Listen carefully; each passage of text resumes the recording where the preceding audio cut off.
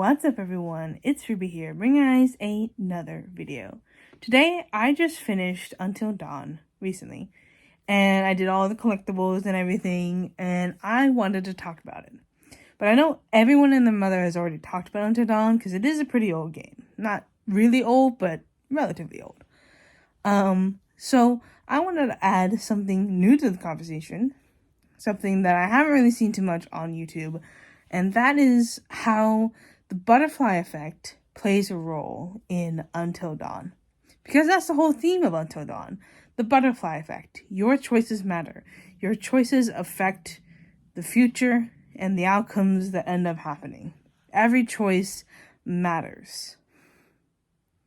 And that's something that is brilliantly shown in Until Dawn. At face value, Until Dawn seems like a pretty straightforward, standard story. It's a very stereotypical horror story. But the deeper you get into Until Dawn, the more unnerving it becomes. So, let's start with the basic premise. Now, spoiler alert, we're talking about spoilers, we're talking about everything, we're talking about clues, Easter eggs, and everything. So, just be warned that we'll be discussing kind of everything. So if you have not played Until Dawn, there will be spoilers. So, spoiler alert. Alright. Now I assume that if you're here, you don't care about the spoilers, you want to talk about Until Dawn. Great. So the whole premise begins with the fact that these group of teens, young adults, are playing a prank on a friend, and the prank is that she has this crush on one of the girl's boyfriends, and they set up this scheme to play with their feelings and fake sleeping with her. But in reality, they are all in on it, and she gets embarrassed, humiliated, and she runs away. Pretty stereotypical, pretty cheesy, very, very cheesy character types. In fact, all of the characters play up very stereotypical horror movie elements, characters. You have the sort of annoying, bitchy cheerleader type.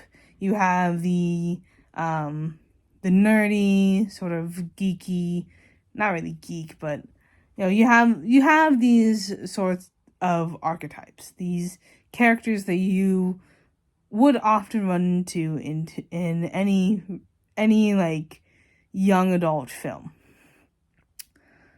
But the deeper you go, the more intense it gets. So, the idea of Until Dawn is that when you get into the game, into the true story of Until Dawn, it's about how these group of friends reunite after the death of the two girls. So Hannah and Beth are the girls that were victims of the prank gone wrong. So Hannah was the main victim. She ran off, feeling embarrassed and humiliated.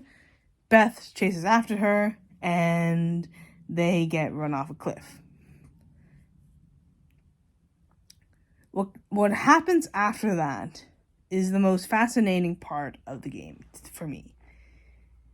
First of all, they're all coming back in order to sort of reunite after a year of being away from each other. Things have changed, people have grown up, relationships have changed, and so on and so forth.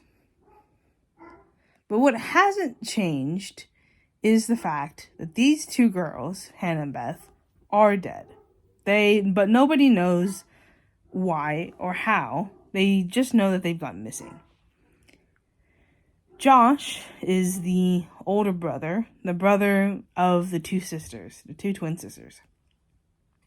Josh is looking to get revenge on the group of people that essentially was responsible for the death of his sisters, both of his sisters. But they don't know that yet. So they found out these really creepy things are happening, and eventually it is revealed that is Josh? Or is it? See, some of the things that happen is because of Josh, but not everything. Not everything. And at first you would think it's the random guy on the mountain with them. You've never heard of him. People say that he's a murderer. He say he's wanted, and so on and so forth. So it is assumed that if it's not Josh, it's the other guy. He's the one who is responsible for it. Until you dig much deeper. And when you learn the truth of Until Dawn, that is what is most fascinating and most scary at the same time. See, there are these clues within Until Dawn. There's 3 types of clues. One is for the twins, the 2 twins, Hannah and Beth. So you learn about Hannah and Beth as you go along with the game. The other type of clue is for the mystery man. The mystery man being, well, some of it is Josh and some of it is the other guy, Jack. I think is his name. Yeah, Jack. So you see these 2 types of clues most often throughout the game. However, there is a 3rd type of clue, and that is what is called 1952. Now, that seems a bit random, and has nothing to do with Until Dawn. Why would we care about what happened in 1952? Well, what's interesting is that, so the concept of the butterfly effect is that any choice that is made, all of the choices that are made in the past affect the future. Meaning that if you were to go back in time and change one of those elements, you would have a brand new future. Everything would change. That is proven by the clues that happened in 1952. So if I rewind, what happened on that night when Hannah and Beth ran away is that they weren't actually being chased by the psycho guy, as people claim. People thought that the guy on the mountain was the one chasing them. And in fact, in a player's perspective, it seems like it's that guy, the flamethrower dude, that is chasing them. But it's actually not them. He is not the perspective that we see. The red glow of the eyes, that's not him. That is the Wendigos. So, the history of the Wendigos is that the Wendigos are formed when someone is desperate enough to cannibalize on another, and essentially that turns them or makes them more potent to being possessed by the spirit of the Wendigos. So if someone gives into the temptation of cannibalism, someone tries to eat someone, they will turn into this monster, this Wendigo. And it's said, but when they die, so they can't be killed. They cannot be killed by bullets or anything like that. When the host dies through fire or flame or whatever, something like that, the spirit releases into the air and now is looking for the next victim, the next person who gives into cannibalism. And the next person who gives into cannibalism is the one that turns into the Wendigo. Now, what's interesting is that on the night of Until Dawn, Hannah and Beth are running away. They're being chased by the Wendigos. They don't know that yet, but they are being chased by the Wendigos. And they fall off the cliff. And they fall to their death. In that moment, after they fall to their death, the guy with the flamethrower, Jack, he kills one of the Wendigos. Not just one of them, though. Not just any of the Wendigos. The most powerful Wendigo that is said to be there. As you see, if you look in the 1952, there's talks about... Well, actually, it's more so if you find all of the totems. If you find all the totems, a video plays. It explains how there was this Wendigo that was the most powerful one of all of them. It was like the original, the chief, the leader, Wendigo. So when that Wendigo dies, it gets released into, like, he's killed by the flamethrower, the flames of the flamethrower. So he gets released into the air, and he's circling. And what they don't know is that there are two girls down there. One is Beth, who is dead. She's gone. She died from the fall. She fell the furthest height, so she fell and she immediately died. She hit her head and everything, so she's dead. Hannah, however, didn't fall from as high as Beth did.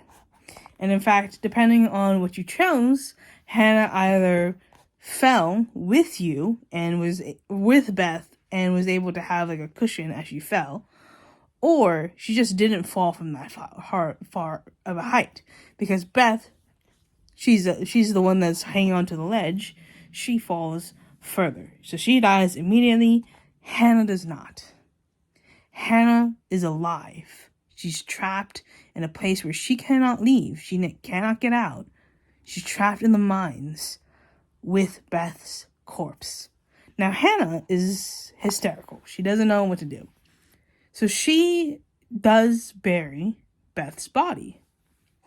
She buries Beth's body. She grieves, but she's still trapped. She's trapped. She's hungry.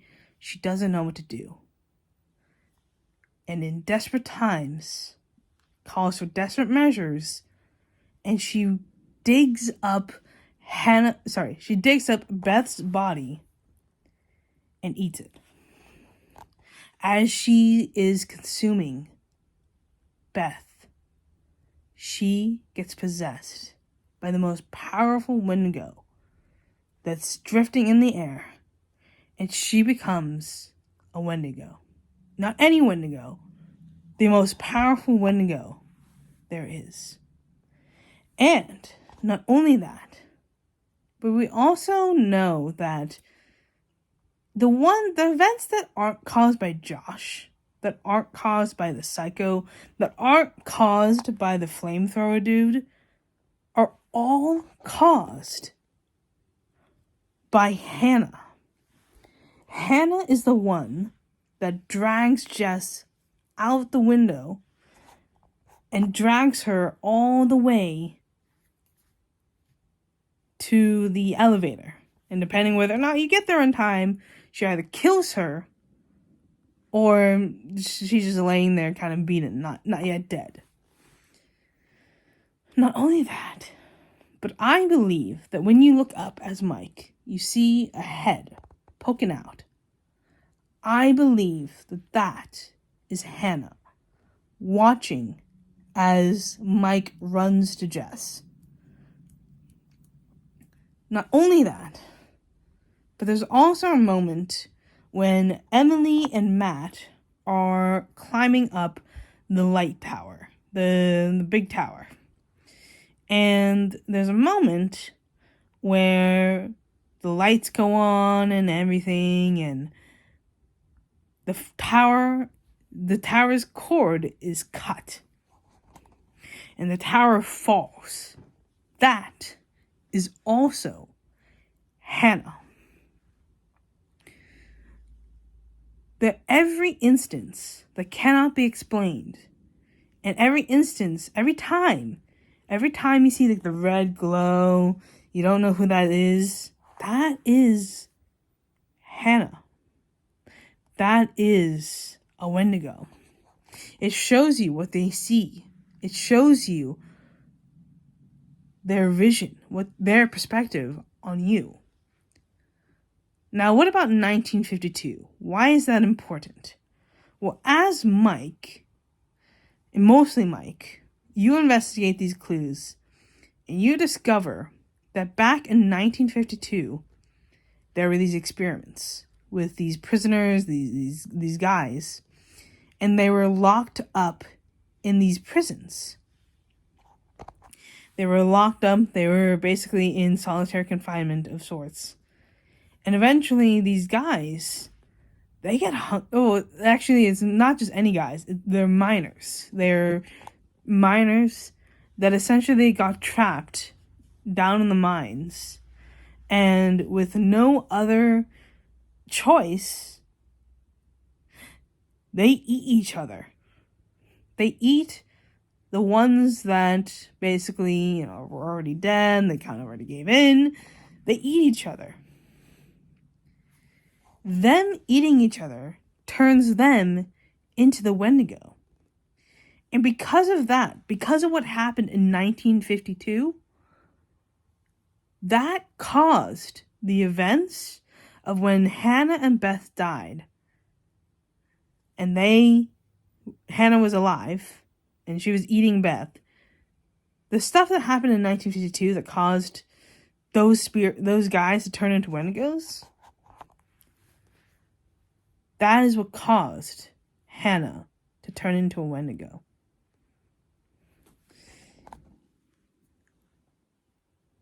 What's fascinating about that is that stuff that happened decades before the events of this game, those are the events that caused Hannah to be turned into a Wendigo. Because of the mines, because what's interesting, because as you look at the clues from the miners, there was a lot of shady things. For example, as Emily, you can find a clue that says how many clocked out, but it doesn't show how many clocked in. And that means that somebody was trying to hide the fact that a lot of these miners died. That so many of these miners died. They were trying to hide the fact that these miners died so that nobody would know. So that nobody would know as they're testing them, as they're seeing what causes them to turn into the Wendigos. And now they know, and now they're trying to bury it. They're trying to hide all this information. There's video footage of a man being turned into one of the Wendigos. And you see it happen. And it's fascinating because those are the things that you see happen in Until Dawn. So what happens to be the most maybe cliche characters ends up being so fascinating. Because on the surface, it doesn't feel like all the time that your choices really matter. But it does. It does, because the things that happened in 1952 are the things that caused the events to happen in Until Dawn. Now, in the reality of it, the ones who suffer the most are pretty much Emily and Sam. And Jess. Well, Jess. Now the question I have, and what's been on my mind is, did Hannah know? There's this whole big debate about whether or not Hannah was conscious enough to know what she was doing. Not just as a Wendigo, but before. Because what we see is this girl, she's innocent, she's in a whimsical state, and she is really crushing on this guy, and she falls victim to a horrible, horrible, cruel prank. However, if you look at the clues with the twins, there's a couple of things to know. Number one, Mike was already in a relationship with Emily. Hannah knew this. Hannah knew that Mike was with Emily, not only for the fact that it was obvious and known, but the fact that you see prom pictures with Mike and Emily and Hannah and Sam. Meaning, Hannah went to prom knowing that Emily and Mike were dating and was like, okay, but I still want Mike. Not only that, but Hannah took a relationship test and she basically failed.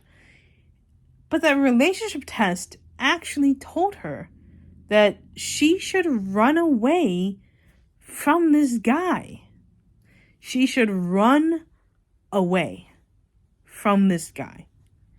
And so as Hannah realizes that Mike is not into her, that all her friends see that this guy is not into her, what does she do? She runs away. She follows the advice of the test that she took on this random magazine, and she runs away. Now, I'm not saying that Hannah is a horrible person. I'm not saying that Hannah deserved to die or anything like that. But it's important to know that she's not completely innocent in this case, in this factor. Now, what I imagine, because as you're being turned into a Wendigo, I don't think that your psyche necessarily goes away.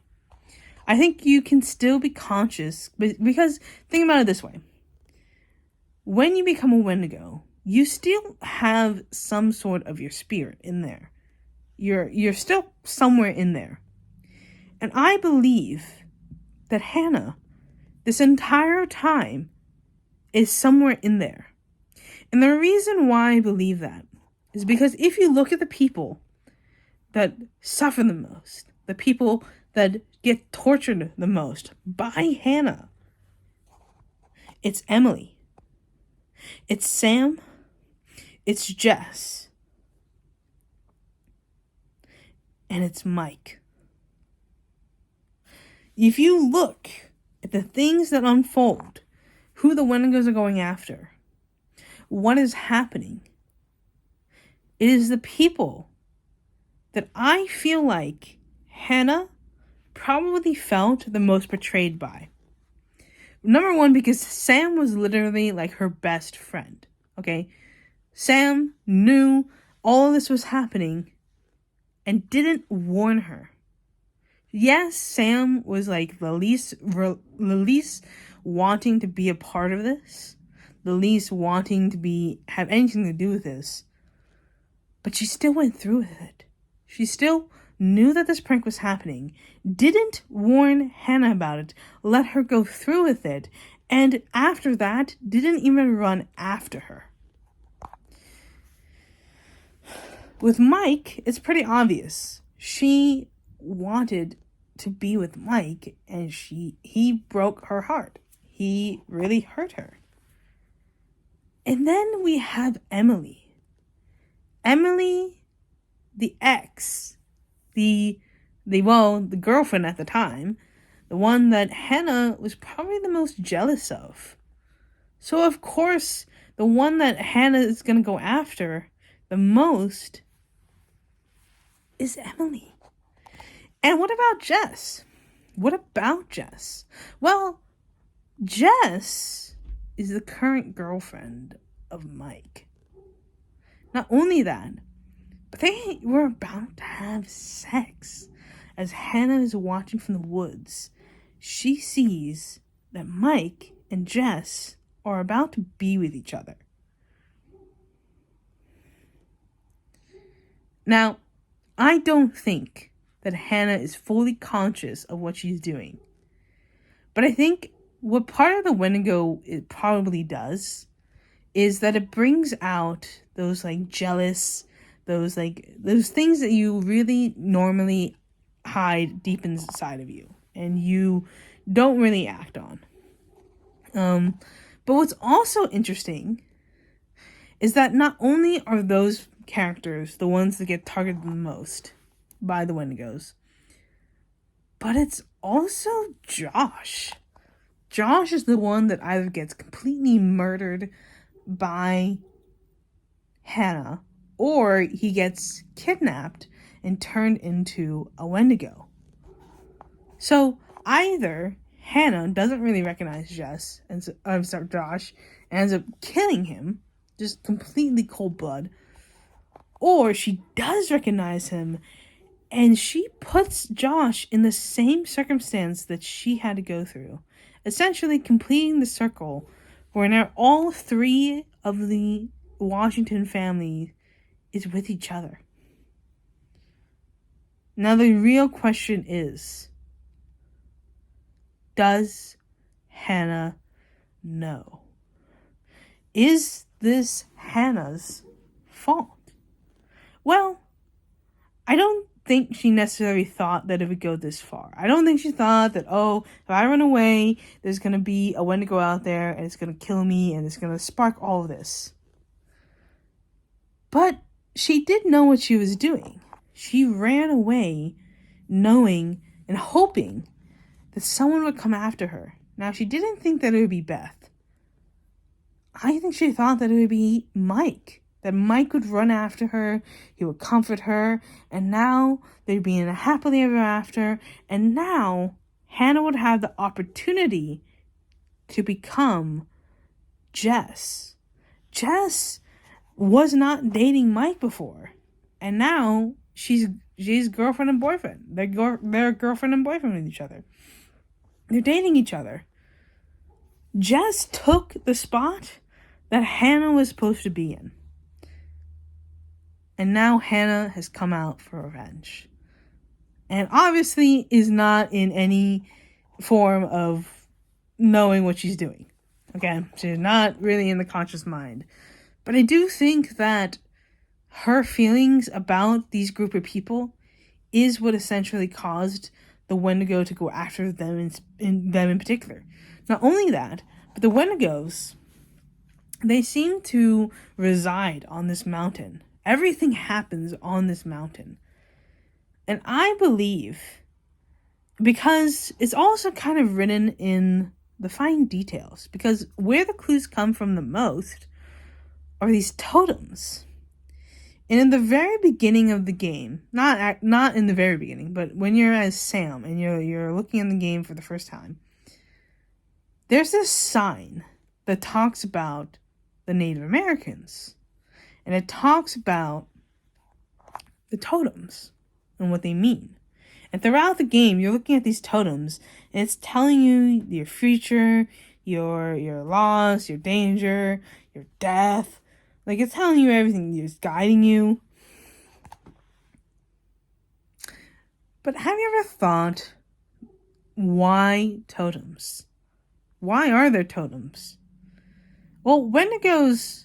And if you look at the book, in the cabin with Mike and Jess, if you look at the book, there's a book. And it shows you that there were Native Americans. And it talks about the Wendigos, and it talks about these symbols, why they're here, the bears. Not only that, but it also is referenced by Jack.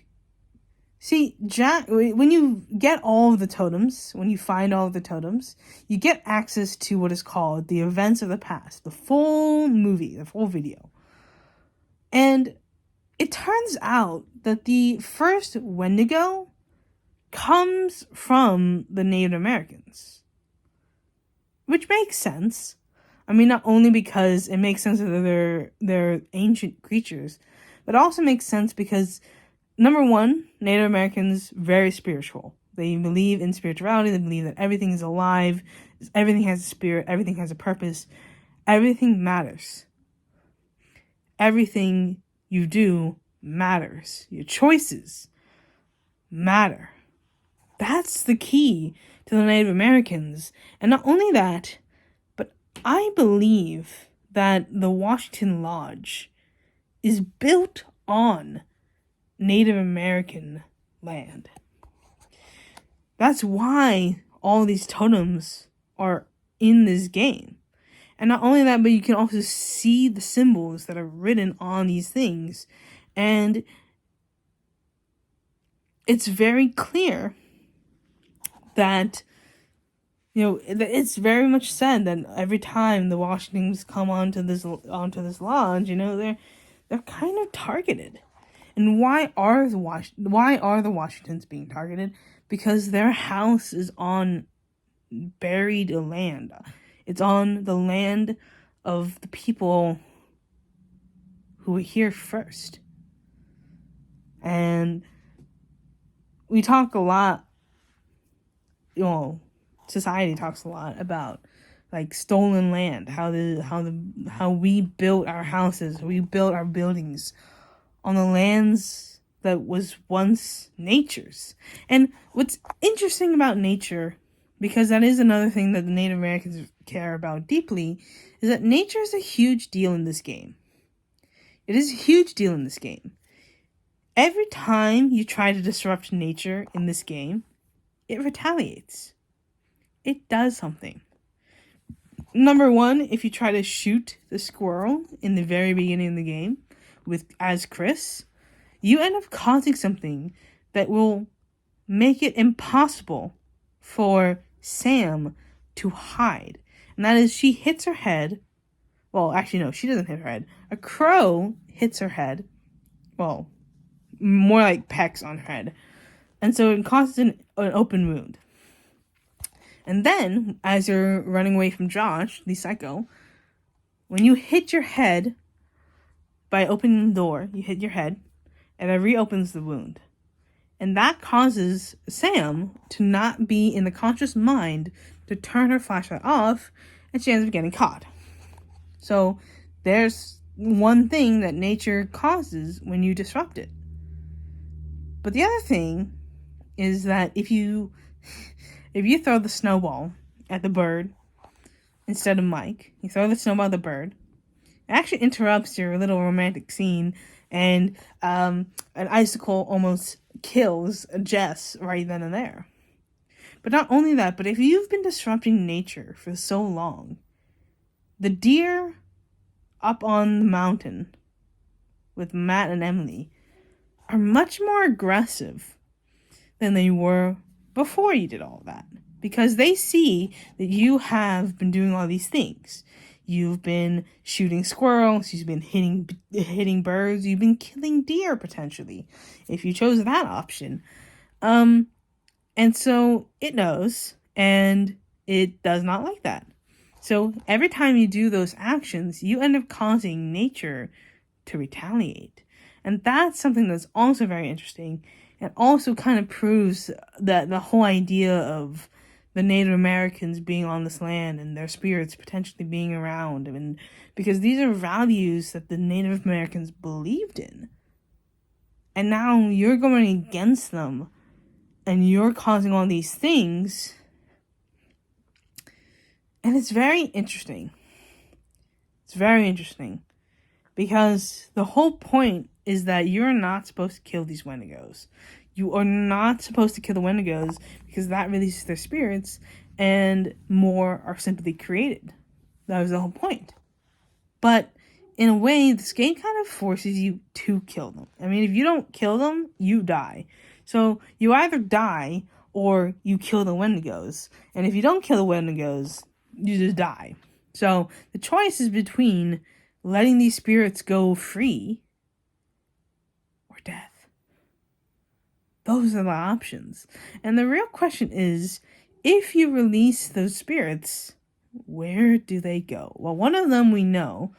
If you end up surviving and you kill all the Wendigos, we know one of them possesses Josh. What I reckon, because it's guaranteed, Hannah is guaranteed to die in the lodge if you survive. Because you blow up actually, whether you survive or not, Hannah's guaranteed to die. Guaranteed to die. So, what I believe is that if Josh were to manage to survive, Josh was the only one to survive, you blow up the house, everyone's dead, I believe that spirit would go to Josh. Hannah's spirit would go to Josh. Or, the equivalent to what is Hannah's spirit. Now, I guess there is a world and where Hannah could possibly survive. I don't think so. I don't think there's actually a possibility where Hannah survives. Maybe if you both die before the lodge explodes. So I guess if the lodge didn't explode, if there was no exploding the lodge, everyone is just dead, then I guess it wouldn't be Hannah. It would just be whoever, one of the Wendigos you killed before. But it is interesting that the Wendigos don't stop until all the Washingtons are dead and killed and possessed. Now think about that one. Because there's a reason why Josh is almost guaranteed to die. He either dies or he becomes a Wendigo. And I think it's just simply the circle comes complete. And that's all I wanted to talk about. So if you guys have thoughts about Until Dawn and more specifically the butterfly effect, comment down below. I'm interested to hear. What do you guys think? What do you guys believe? Do you think Hannah knew? Do you think Hannah knew? That's the question I want you guys to answer. Do you think Hannah knew who she was going after?